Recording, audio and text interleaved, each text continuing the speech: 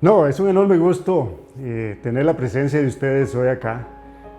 Cuando me hicieron la invitación, gustoso acepté, porque soy un enamorado de Zarcero. Y esta tierra que tanto nos ha dado merece recopilar toda esa información histórica en la cual se constituyó nuestro querido cantón un 21 de junio de 1915 como cantón, con otro nombre, dedicado a Juan Alfaro Ruiz, un héroe de la guerra del 56. Pero posteriormente se cambió al nombre que todos deseábamos, que es el Zarcero, originario de la zarzaparrilla, de toda esa linda historia que teníamos nosotros de nuestros antepasados, que siempre se hablaba de Zarcero. Me contaba o me preguntaba usted que le narrara un poquitito de aquella época tan linda que vivimos, de tantos ideales y de tantas carencias, pero que fue tan sana, de aquellos primeros comercios que existían, donde siempre sobresalía lo que es la pulpería. Eso era algo extraordinario.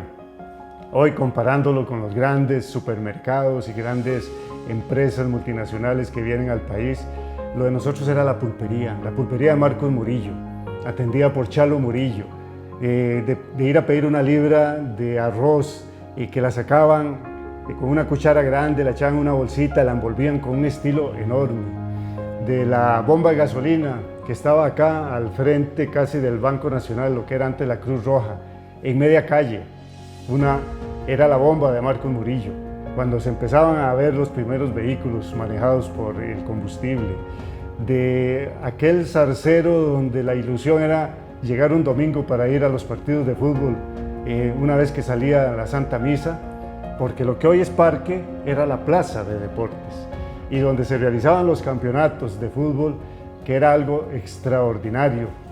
Y era una de las distracciones más lindas que habían, de ver a toda la gente sentada en el Pollo Largo, que ya hoy no existe, observando esos partidos entre Zarcero y Laguna, la gran rivalidad deportiva que existía. Esas cosas no las puede uno olvidar.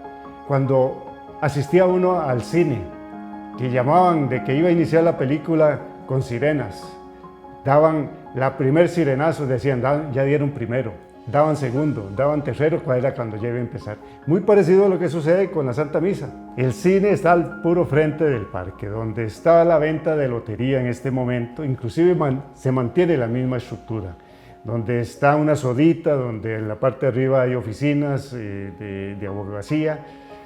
Ese era el cine.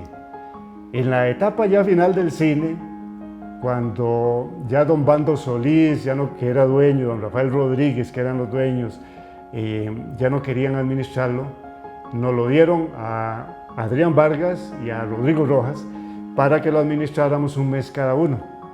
Entonces, era muy lindo ir a San José a contratar las películas, que nos las mandaban en el bus, en unos sacos, en unas tulas enormes, que eran películas que venían con rollos de celuloide, que se proyectaban a través de una máquina, tal vez muy arcaico el sistema, a una pantalla, y ahí observábamos nosotros. Esa era la tecnología de aquella época, cuando ya empezaba a haber alguna luz, alguna posibilidad de la energía eléctrica.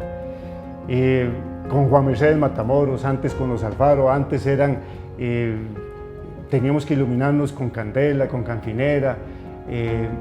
Los que pudimos estudiar, porque no había colegio en Zarcero, tuvimos que viajar a Naranjo y regresamos a las 5 de la tarde acá, teníamos que estudiar y hacer las tareas encendiendo una candela, una cantinera.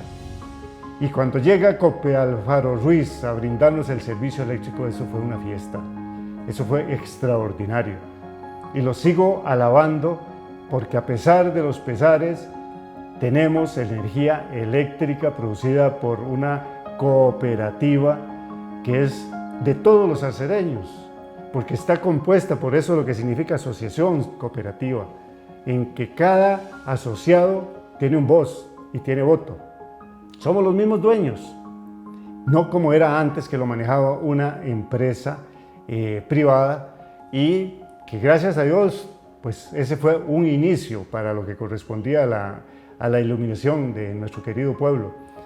Pero el enfoque, la proyección, el crecimiento económico y en todos los aspectos que ha dado Cope Alfaro Ruiz a través de la electricidad y ahora con infocomunicaciones también, ha sido extraordinario para que este país, para que este cantón crezca cada vez más.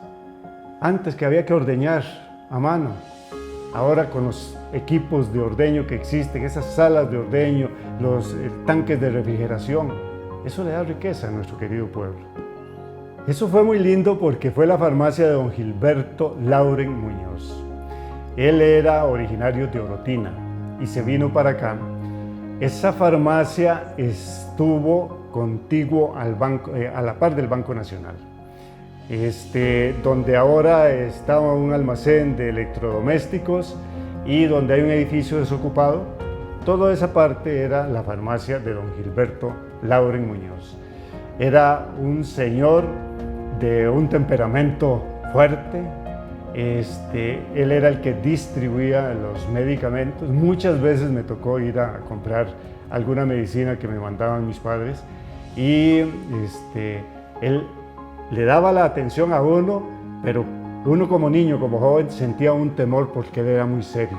Él era una persona muy recta, una persona de la cual nuestro cantón le debe muchísimo por ese valiosísimo aporte que dio en suplir los medicamentos que inclusive en aquella época no teníamos ni clínica del Seguro Social acá en Sarcero. Siempre la conocimos como la botica de don Gilberto, era botica, ¿verdad? No como farmacia, que ahora pues se utiliza otro léxico, pero hablamos de esa manera, de que el piso era de madera, siempre permanecía resplandeciente, él vivía en la parte de abajo. La farmacia la tenía arriba y en la parte de abajo él vivía ahí. Tal es así que hay una descendencia importante en nuestro cantón de los Lauren, porque posteriormente doña Maida Lauren, que era la hija de don Gilberto, pues se casó con don León Rojas y ahí viene toda la descendencia de lo que corresponde a este almacén de productos de construcción que también ha dado un gran desarrollo a nuestro cantón. Así que don Gilberto posteriormente se traslada a Orotina y años después él fallece allá. Pero es de una familia que conozco, hay varios farmacéuticos, de tal manera de que siguieron en esa importante profesión. Es que todo se centraba en la plaza y la iglesia, porque ya a las 6 de la tarde todos íbamos a acostarnos y lo que éramos los chiquillos, la policía, le teníamos un enorme temor, nos mandaban a acostar a las 6 de la tarde. No podíamos estar los niños en la plaza jugando fútbol, que era nuestra ilusión. Y me acuerdo de policías como don Paco Morales, como don Macho Morales, don Miso Vargas, personas sumamente rectas a las que nosotros como huilas, como niños, le teníamos enorme respeto. Al frente teníamos el cine, más hacia el sur estaba el Salón El Higuerón, pero ese ya era más moderno, y en la pura esquina, en lo que en algún momento fueron lo de los taxis que habían ahí, en la pura esquina estaba el Salón El Recreo, que eso era lo último porque era, además de bar, restaurante y salón de baile. Ahí se realizaban los bailes, que era algo precioso. Yo lo recuerdo muy chiquillo, ya de muchachillo participé o estuve en algunos de esos bailes. El famoso recreo, eso para los que ya pasamos cierta edad, era un ícono realmente de lo que fue la relación social que existía en ese Sarcero tan lindo de aquella época. Existían la tienda de Hugo Camacho, que es el local donde está la licorera actualmente de Álvaro Acuña. Ahí existía, y donde hay unos pules, lo que era la tienda de don Hugo Camacho. Ahí conseguía uno cualquier tipo de tela, porque antes era comprar la tela para ir donde una costurera que a las damas les hiciera su vestido, o ir a una sastrería para ir a realizar, que le confeccionaran a uno los pantalones. Ahora no, en aquella época no es como consigue uno todo a primera mano, ¿verdad? tenía que ir para que le midieran todo exactamente y se lo hicieran a la medida. Eso existía en las sastrerías de don Sigifredo Solís, que fue primer gerente de Cope Alfaro Ruiz, la sastrería de Aurelio Alvarado. Más antes estuvo la sastrería de mi padre, Walter Rojas, que fue sastre, fue músico, fue dirigente comunal. Entonces nosotros teníamos la ventaja que mi papá compraba la tela y él nos hacía los pantalones. Esa era más o menos como se desarrollaba aquella época tan linda. Posteriormente vino la tienda Santa Teresita, manejada por las hermanas Marta y Evángela Morales, que siempre ha estado ahí al frente del Banco Nacional. Esa fue una de las tiendas pioneras también. Y en la esquina, al frente del Play, de lo que es hoy, donde está la Musmani, ahí existió la tienda de don Trino Rodríguez. Don Trino Rodríguez era hermano de don Rafael Rodríguez, que junto con don Baldo Solís eran los dueños del cine. Existía un taller que era el de don Manuel Alfaro, que ellos siempre han tenido los buses, camino a Guadalupe, donde están los buses. Don Manuel Alfaro era un mecánico de alta calidad, porque todos sus hijos tuvieron buses, don Víctor, Fernando, Lencho. Esos buses que llamábamos cazadoras en aquella época, fueron las que sirvieron para transportarnos a nosotros, jovencillos y otras generaciones anteriores, al Colegio de Naranjo para poder estudiar. Entonces, igual que don Hernán Bolaños, también tenía su línea de buses, que era para transporte de estudiantes, e igualmente era el bus que se utilizaba para el transporte de Zarcero a San José, por el Camino Viejo, pasando por Naranjo, Sarchí, Grecia, Alajuela, Heredia y llegar a San José. Entonces era más o menos un promedio de 3 horas lo que duraba. Entonces nosotros, como niños, cuando teníamos que ir a San José y nuestros papás nos llevaban, la dificultad más grande que teníamos era que nos vomitábamos. Ya a los 50 metros de irnos en el bus nos vomitábamos.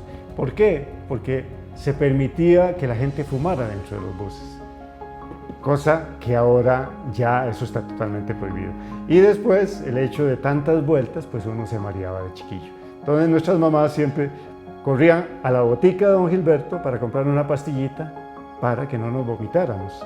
Algunos, otros ya estaban acostumbrados, pero nosotros que éramos los más politos, esa era una enorme dificultad. Nosotros vivíamos aquí al frente de don Bolívar Blanco y de la oficina de Javier Alfaro, esa donde vive ahora una sobrina mía.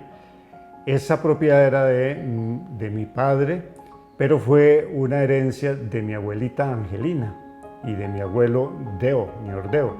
Entonces de ahí nos quedaba muy cerca la escuela, la iglesia, la plaza, además de que mi papá fue un enamorado del fútbol y fue entrenador de fútbol. Entonces nos quedaba muy cerca para ir a patear bola y para ver los partidos, para cuando mi papá iba a marcar la cancha con cal le ayudábamos. Cuando en aquella época no existían las comodidades de hoy, que para poner en los marcos las redes había que tejerlas en la plaza. Entonces los mismos jugadores se encargaban con el mecatito adecuado ir haciendo los cuadritos para tejer lo que eran las redes de los marcos. En esa época era muy común que los niños fueran a la escuela descalzos. Gracias a Dios, a pesar de que nosotros éramos de una familia de escasos recursos, siempre tuvimos el zapatito, aunque fuera el famoso chimbolo que llamábamos nosotros, que era un zapato un poquito concho y que para que no se gastara se llevaba un zapatero, porque habían zapateros, para que le pusieran lo que llamaban casquillos. Era como una especie de, como raro un caballo, de tal manera que esos casquillos que se ponían en el talón y en la punta evitaran, y en los lados, que se gastara la suela, porque el zapato no era tan fácil de poderlo adquirir. Y se acostumbraba que cuando se abrían, llevarlos al zapatero para que lo repararan. Ahora se botan, pero eran otras épocas. Tenía un compañero que se llama Rodrigo Acuña Moya, vive ahora en la zona de San Carlos. Él vivía en ese momento, en esa época, en Bellavista. Y él fue compañero mío de escuela, de generación, y él venía a caballo de Bella Vista, abajo, a la escuela y dejaba el caballo al frente de mi casa, que es ahora donde está Cosique. Toda esa zona era una propiedad de don Tano Murillo y esa partecita la tenían ahí como en las películas del viejo oeste para amarrar los caballos. No solamente el caso de Rodrigo, sino para los lunes de comercio que venían a caballo a dejar el queso, los productores, y amarraban el caballo ahí para irse donde estaba el mercado a negociar sus productos. De tal forma que sí tuve compañeros que vinieron a caballo y otros que venían de Palmira, porque tenían que desplazarse desde Palmira a la escuela de acá, algunos, y venían descalzos para estar a las 7 de la mañana en la escuela Otilio Ulate Blanco. Hay personajes tan lindos de aquella época en que a uno le cortaban el cabello, en el caso de los hombres, que era Chalo Morales. Chalo Morales nos cortaba el cabello, ya de grata memoria. Chalo Morales fue hermano de don Ricardo Morales, el que tenía la pulpería allá en el mercado. Gozábamos porque nos molestaban, que decían, bueno, vaya, córtese el cabello, vaya para que le pongan la guaquita aquí, para que le hagan exactamente el corte y que le dejen un poquitito arriba. Después, Felo Benavides cortaba el pelo acá en la zona de Santa Teresita. Luego vino el que llamábamos Sevilla, que venía de la zona de San Carlos, ellos de apellido Arce, no preciso el nombre, como era Olivier Arce, creo. Luego estuvo Carlos Luis Chávez, que luego venía de San Carlos, tuvo donde cortaba el cabello, exactamente al frente de lo que fue la tienda de Aurelio Alvarado, lo que hoy está un almacén de electrodomésticos. Esa era la felicidad ya de lo más moderno, porque él siempre, Carlos Luis, lucía impecable. Siempre se untaba, no sé, en aquel tiempo era vaselina en el cabello y se ponía un copetote y él viajaba de aquí de la zona de Santa Teresita hasta acá con una elegancia tremenda, impecable en su vestidura, y él era el que nos cortaba el cabello. Y para nosotros, jovencillos, era felicidad ir a esa peluquería, sentarnos nada más para escuchar los comentarios que se hacían, tanto de las salidas de don Carlos Luis, que ya de Dios goza, como él le hacía la barba a don Julio Argüello, que era sumamente cerrado de barba. Entonces sacaba una cuchillota de este vuelo y empezaba, hasta que sonaba aquello donde empezaba a rasurar. Y eran los comentarios de ellos dos y otra gente mayor y nosotros de jóvenes escuchando todas las cosas lindas que contaban, no solamente del zarcero, sino de don Julio era un productor de leche, era un agricultor, y se entrelazaban un montón de conceptos que tenían que ver con el desarrollo y la economía de nuestro pueblo. Estos fueron los que yo recuerdo. Ya posteriormente empezaron a salir las damas a montar salones de belleza, pero ya eso fue en una época mucho más moderna. Pero en las pulperías conseguía lo básico para la alimentación. Las carnicerías eran aparte. Me acuerdo perfectamente de la carnicería de don José Antonio Rodríguez, que quedó al frente de mi casa, exactamente donde, en esa zona donde está Cosique y algunas otras construcciones. Él era una carnicería en la cual se exhibían las piezas que se guindaban de ganchos, ahí no había refrigeración, se destazaba el animal y se exhibían las piezas. Entonces uno llegaba a comprar y aquello era una libra de posta, una libra de hueso, una libra, etc.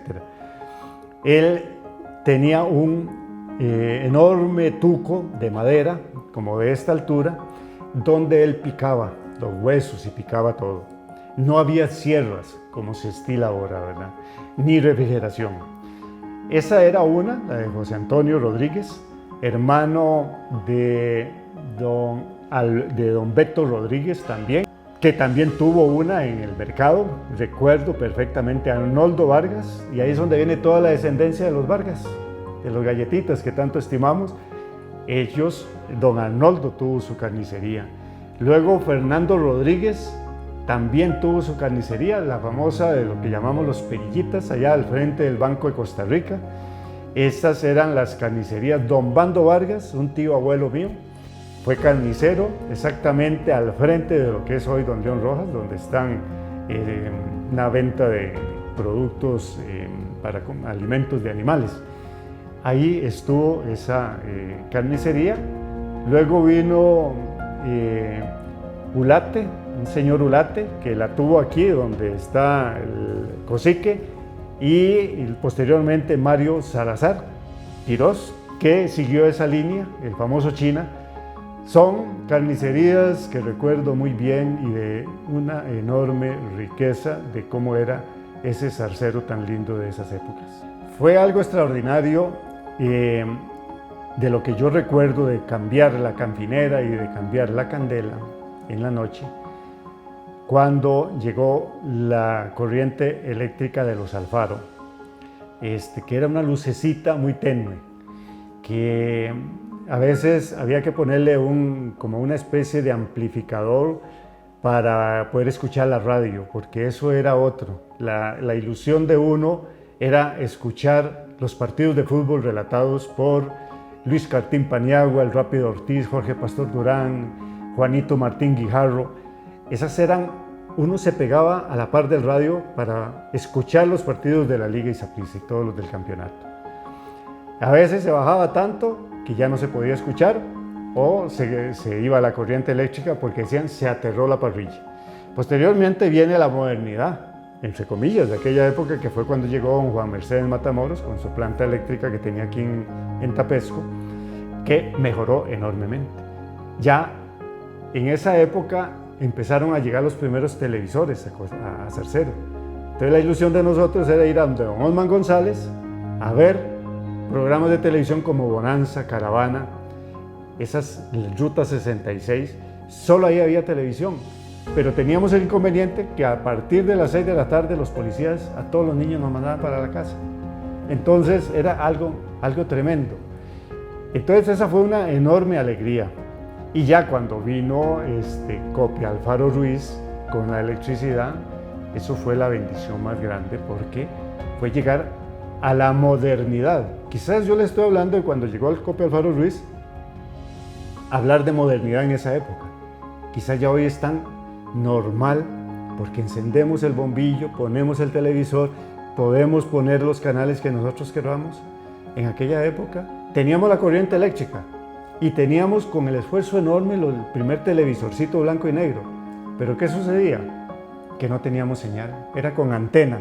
Entonces había que subirse al techo y mover la antena. Ay, sí, ahí entra bien y venía un poquito de viento y la volcaba otra vez y se perdía la señal. Pero sí, cuando llegó la corriente eléctrica fue uno de los logros más grandes para nuestro cantón. Entonces, las fiestas de los 24 de octubre era algo extraordinariamente lindo, porque es muy distinto a lo de ahora. La ilusión que había era que en la plaza, como la plaza, lo que hoy es parque, siempre fue propiedad de temporalidades de la Iglesia Católica y sigue siendo propiedad de temporalidades de la Iglesia, porque así la persona que lo donó, que fue Francisco Alvarado Segura, mi bisabuelo, él donó esos terrenos para que se hiciera la iglesia y para que se construyera, para que se tuviera una plaza de deportes. Entonces, esa plaza era polifacética. Cuando venía el turno, se cogía ahí una gran parte, principalmente por donde está el play y más, y se hacía un enorme encierro, donde se recibían todo lo que eran gallinas, patos, gansos, cerdos, todo lo que eran, digamos, principalmente aves. Era una cantidad enorme que la gente le regalaba a la parroquia. Entonces para nosotros de jóvenes, y los ponían con sedazo, era una ilusión ir a ver aquello, porque veíamos cómo el gallo enamoraba a las gallinas, cómo se ponía la cantidad de huevitos, y eso que duraban ahí varios días. Luego se vendían, se subastaban. Algunas se utilizaban para las comidas del turno. Los bailes siempre fueron famosos.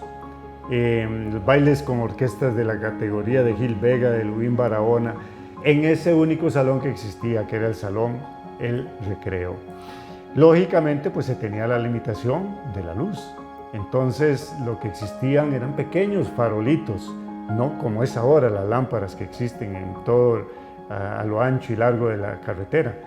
El cine, a veces las películas se suspendían porque se iba la corriente eléctrica, pero no es como ahora que tenemos todo. Sin embargo, yo a veces, porque la época actual yo la admiro por la tecnología, pero también la época de la historia la admiro porque habían enormes limitaciones. El hecho de que nosotros ahora contemos con toda la tecnología es un gran avance, pero aquella época teníamos que lidiar con las circunstancias y con las adversidades, pero sin embargo fue una época extraordinariamente bella.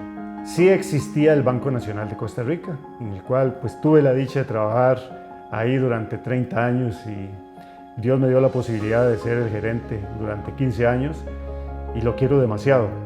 Ese banco llegó acá a Zarcero alrededor, esa agencia fue instalada alrededor del año 1950-51, prácticamente cuando yo estaba naciendo.